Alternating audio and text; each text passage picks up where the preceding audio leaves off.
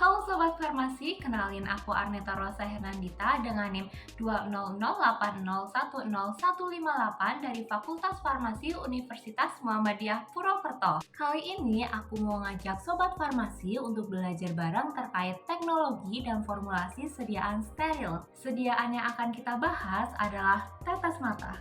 Sebelumnya, apa sih itu sediaan tetes mata? Tetes mata adalah sediaan steril berupa larutan atau suspensi yang digunakan untuk mata dengan cara meneteskan obat pada selaput lendir mata, sekitar kelopak mata, atau bola mata. Dalam pembuatan tetes mata harus memperhatikan beberapa syarat sediaan tetes mata, yaitu jernih, bebas partikel asing, steril, isotonis, isohidris, dan stabilitas. Perlu diperhatikan juga pemberian etiket pada sediaan tetes mata harus tertera tidak boleh digunakan lebih dari 1 bulan setelah tutup dibuka. Lalu dibandingkan dengan sediaan untuk mata lainnya, tetes mata memiliki kelebihan yaitu tidak mengganggu penglihatan ketika digunakan. Kemudian sebelum kita melakukan formulasi sediaan tetes mata, kita perlu memperhatikan hal-hal sebagai berikut. Yang pertama adalah isohidris, yaitu penyesuaian pH dengan cairan air mata. Air mata normal memiliki pH kurang lebih 7. Secara ideal, larutan obat mata mempunyai pH dan isotonisitas yang sama dengan air mata. Hal ini tidak selalu dilakukan karena beragam obat yang tidak larut air serta tidak stabil secara kimia pada pH 7,4. Oleh karena itu, sistem dapat harus dipilih sedekat mungkin dengan pH fisiologis yaitu 7,4. Selain itu, penyesuaian pH sangat penting karena membuat formulasi lebih stabil, kenyamanan, keamanan, dan aktivitas produk, meningkatkan bioavailabilitas obat, meningkatkan kelarutan obat dalam air, dan memaksimalkan khasiat obat. Poin yang kedua adalah penyesuaian isotonis dengan cairan air mata. Secara ideal, larutan obat mata mempunyai nilai isotonis sesuai dengan larutan NaCl 0,9%. Tetapi mata tahan terhadap nilai isotonis rendah yang setara dengan larutan NaCl 0,6-2%. Larutan obat mata perlu hipertonik untuk meningkatkan daya serat dan menghasilkan efek obat yang cepat dan efektif.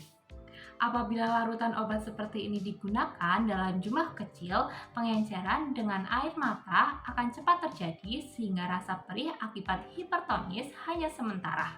Poin yang ketiga, viskositas cairan air mata.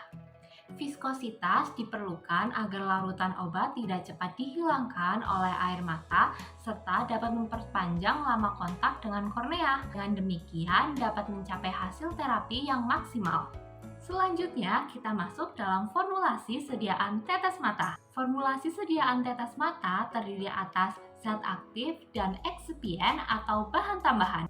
Beberapa zat aktif dari sediaan tetes mata yaitu pilokarpin HCl sebagai antiglukoma atau miotics, atropin sulfat sebagai mydriatics, dan tetrasin sebagai anestesi, dan masih banyak zat aktif lainnya yang dapat digunakan sebagai sediaan tetes mata. Kemudian untuk eksipien dapat ditambahkan agen pengisotonis, pengawet atau antimikroba, surfaktan, buffer dan pH adjustment, peningkat viskositas, dan bahan tambahan lainnya seperti agen penghelat dan antioksidan. Untuk agen pengisotonis contohnya ada NaCl dan gliserin dengan konsentrasi NaCl kurang dari sama dengan 0,9% dan gliserin 0,5-3%. Kemudian untuk pengawet atau antimikroba dapat digunakan benzalkonium klorida dengan konsentrasi 0,01-0,02%,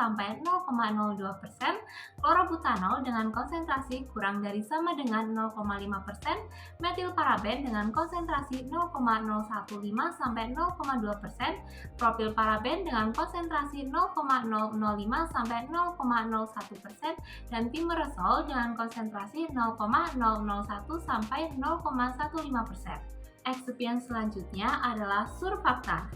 Surfaktan sering digunakan dalam tetes mata karena mempunyai fungsi pembasah atau penetrasi. Surfaktan juga digunakan untuk meningkatkan kecernihan. Contoh bahannya adalah polisorbate 80 dan 20, serta twin 20 dan 80. Lalu ada buffer dan pH adjustment. Contoh bahan yang sering digunakan adalah asam asetat dan natrium asetat untuk pH adjustment, serta ada asam klorida dan natrium hidroksida sebagai buffer. Bahan selanjutnya adalah peningkatan viskositas dengan bahan yang sering digunakan adalah polyvinyl alkohol dengan konsentrasi 0,25-3%,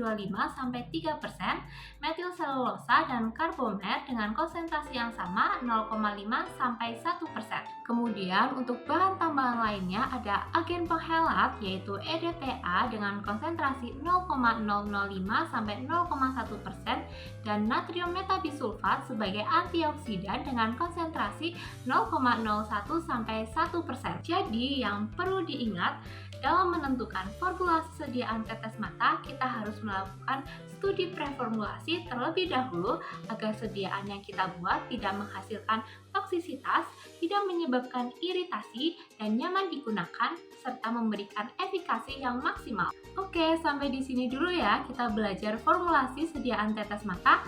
Sampai jumpa di lain waktu.